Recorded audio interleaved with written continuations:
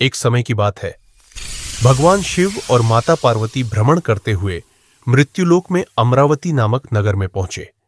वहां राजा ने एक सुंदर शिव मंदिर बनवाया था। शिवजी और माता पार्वती उसी मंदिर में रुक गए। एक दिन माता पार्वती ने शिवजी से चौसर खेलने की इच्छा व्यक्त की। खेल शुरू हुआ तो मंदिर का पुजारी वहां आ गया। माता पार्वती ने पुजारी से पूछा, बताइए इस बाजी में किसकी जीत होगी? पुजारी ने सोचा कि शिवजी भगवान हैं तो उन्हीं की जीत होगी, इसलिए उसने कहा महादेव जी की जीत होगी।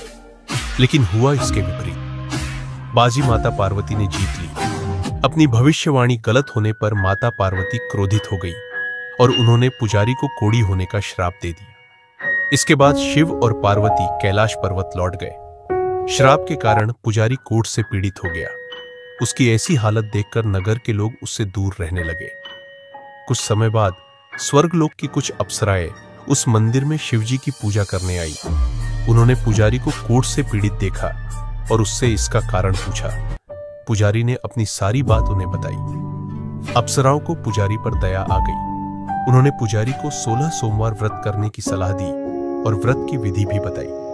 उन्होंने कहा कि सोमवार के दिन सूर्योदय से पहले उठकर स्नान करना, स्वच्छ वस्त्र धारण करना, आधा सेर लगभग 250 ग्राम गेहूं का आटा लेकर उसके 3 अंग छोटे लोहे बनाना और उन पर घी और गुड़ लगाकर शिवजी को भोग लगाना।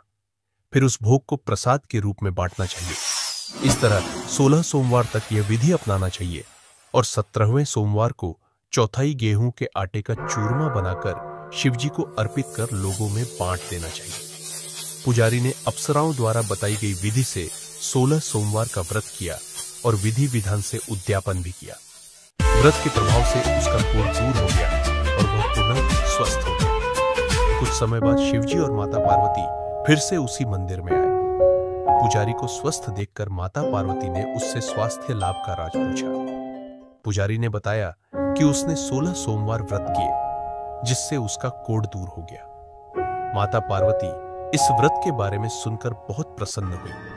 उन्होंने भी इस व्रत को किया और इसके प्रभाव से उनका पुत्र कार्तिकेय, जो उनसे रूठकर दूर चले गए थे, वापस घर लौट आए और आज्ञाकारी बन गए। कार्तिकेय ने जब अपनी माता से वापस आने का कारण पूछा तो माता पार्वती ने उन्हें 16 सोमवार व्रत की महिमा बताई। यह सुनकर कार्तिकेय ने भी इस व्रत को किया और इससे उनका बिछड़ा हुआ मित्र उन्हें वापस मिल गया। कार्तिकेय के मित्र ने भी इस व्रत को अपने विवाह की इच्छा से किया।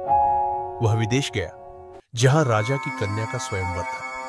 व्रत के प्रभाव से उसे राजा की कन्या मिली और उसका विवाह संपन्न हुआ। राजा के देवलोक जाने पर उस ब्राह्मण कुमार को गद्दी मिली। वह राजा बनने के बाद भी इस व्रत को करता रहा। एक दिन उसने अपनी पत्नी से पूजन सामग्री शिवालय में जाकर कहा, लेकिन उसकी पत्नी ने दासियों द्वारा सामग्री भिजवा दी और स्वयं नहीं। जब राजा ने पूजन समाप्त किया तो आकाशवाणी हुई कि इस पत्नी को त्याग दे, अन्यथा तेरा राजपाट नष्ट हो जाएगा। राजा ने अपनी पत्नी को महल से निकाल दिया। रानी भाग्य को कोसती हुई एक बुढ़िया के पास आई, जिसने उसे बाजार भेजा, लेकिन रास्ते में आंधी आने से उसकी पोटली उड़ गई। फिर वह एक तेली के यहां पहुंची तो सारे बर्तन चटक गए। पानी पीने नदी पहुंची तो नदी सूख गई। सरोवर पहुंची तो हाथ के स्पर्श से जल में कीड़े पड़ गए।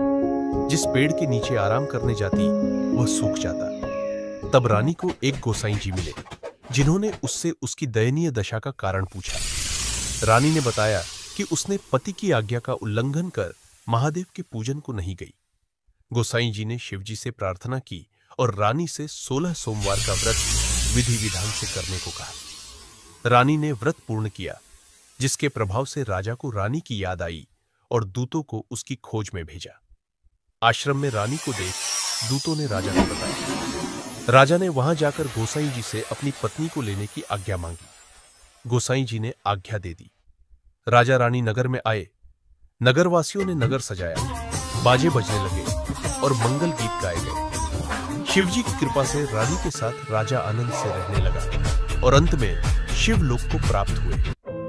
यह कथा दर्शाती है कि 16 सोमवार व्रत श्रद्धापूर्वक करने से व्यक्ति की सभी मनोकामनाएं पूरी होती हैं।